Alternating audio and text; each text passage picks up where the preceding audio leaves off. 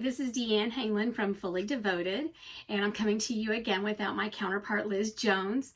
We are still quarantined, so we're still not able to be in the same room, but we are continuing our series on the fruit of the Spirit today. Today's topic is patience, and it's part 4 of that series on fruit of the Spirit that's found in Galatians 5:22. Now, sometimes you might hear this particular fruit of the Spirit, patience, called long-suffering. And most of us really don't use the word long-suffering in our everyday vocabulary, probably because it doesn't sound particularly pleasant. I mean, like, who wants to suffer, especially if it's for a long, long time?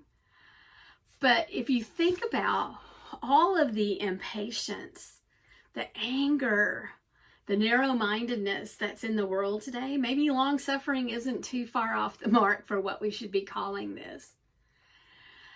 The dictionary defines the quality of being patient as bearing provocation, annoyance, misfortune, or pain without complaint, without loss of temper, and without irritation.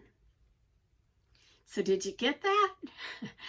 Long-suffering or patience is actually the opposite of being angry. We should bear these things, anything that's all of these things that may be happening around us, without loss of temper. We shouldn't get angry about them. Now, I don't know about you, but patience is something that I really have to work at. I know that when we talked about finding joy in the waiting room on our podcast, I said that, patience is not something that comes naturally for me. It's something that I really do have to work at. I have to pray about it a lot. Patience is not a passive act. It's not something that you just sit back and wait. On the contrary, for me, patience is an active awareness of circumstances while I'm waiting. I have to be completely aware of the fact that these might be things that I'm going to have to be exhibiting some patience or some long suffering for. It's something that I have to really work at if I'm going to be successful at having patience. So patience and long suffering are actually both close relatives to endurance. If you think about running a race, it's something that you have to if it's long suffering, it's something that you have to build up endurance to withstand or to be able to do. So in times of challenge or trials like this quarantine that we're in right now, we might find ourselves in situations that we've never walked through before. We're all safe at home with our loved ones, but we might be having to exercise some patience and endurance throughout this thing. After all, 4 weeks is a really long time to all be in the same place at the same time.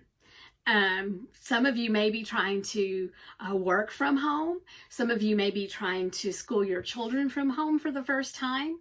And some of you may have small children, like my son has small children while he's trying to work. So we might be having to exercise some patience in ways that we've not had to exercise it before. Now, here's a situation that we have had to exercise in before. Have you ever been in a car at a traffic light when the moment that the traffic light turns green, the car behind you starts honking?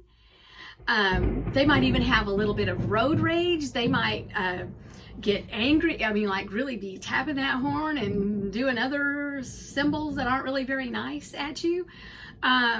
You might be driving down the road and you might have to push your brakes on because there's something in the road and people behind you get so angry at you. And those are things that are an overreaction to something that's fairly small, actually. And it's actually the opposite of exhibiting patience or long suffering. And it's certainly not love. In 1 Corinthians 13, 4 and 5, Paul says that love is patient. Love is kind. Love is not rude. It is not self-seeking. Get this. It is not easily angered, and it keeps no record of wrongs. Job was faced with a huge test of patience and long-suffering. Even though he lost his crops, his property, his cattle, his servants, and even his children, he never lost faith. He waited and he trusted God to deliver him. Job was a faithful and humble servant of the Lord who waited on him to reveal his plan for Job. Patience, long-suffering, and perseverance means trusting the Lord to deliver you from your circumstance and learning what he wants you to learn or gaining what he wants you to gain while you wait. Isaiah 40:31 says, "But those who wait on the Lord shall renew their strength. They shall mount up with wings like eagles. They shall run and not be weary. They shall walk and not faint." So I know it sounds cliche, but the old saying to stop and count to 10 is actually still good advice. But even better advice is to stop and pray. Trust in the Lord. Trust in his timing and not your own.